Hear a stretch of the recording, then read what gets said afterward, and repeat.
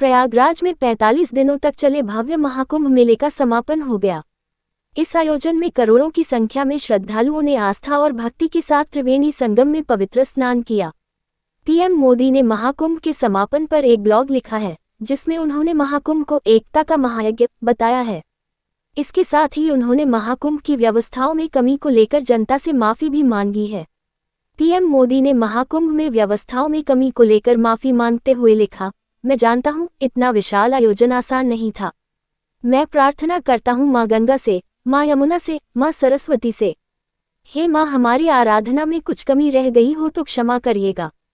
जनता जनार्दन, जो मेरे लिए ईश्वर का ही स्वरूप है, श्रद्धालुओं की सेवा में भी अगर हमसे कुछ कमी रह गई हो तो मैं जनता जनार्दन का भी क्षमा प्रार्थी हूँ।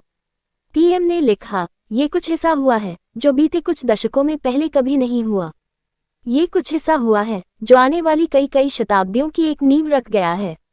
प्रयागराज में जितनी कल्पना की गई थी उससे कहीं अधिक संख्या में श्रद्धालु वहां पहुंचे।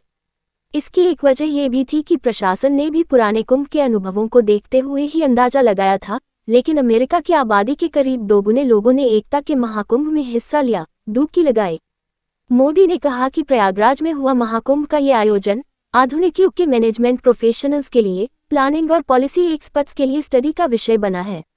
आज पूरे विश्व में इस तरह के विराट आयोजन की कोई दूसरी तुलना नहीं है, ऐसा कोई दूसरा उदाहरण भी नहीं है। आज अपनी विरासत पर गौरव करने वाला भारत अब एक नई ऊर्जा के साथ आगे बढ़ रहा है। ये युग परिवर्तन की वो आहट है जो देश का नया भविष्य लिखने जा रही है।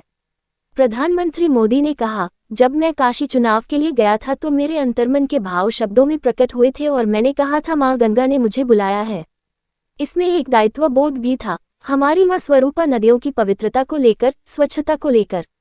प्रयागराज में भी गंगा यमुना सरस्वती के संगम पर मेरा ये संकल्प और दृढ़ हुआ है। गंगा जी, यमुना जी, हमारी नदियों की स्वच्छता हमारी जीवन यात्रा से जुड़ी है।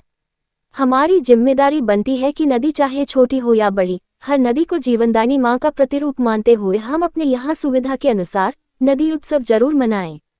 ये एकता का महाकुंभ हमें इस बात की प्रेरणा देकर गया है कि हम अपनी नदियों को निरंतर स्वच्छ रखें, इस अभियान को निरंतर मजबूत करते रहें।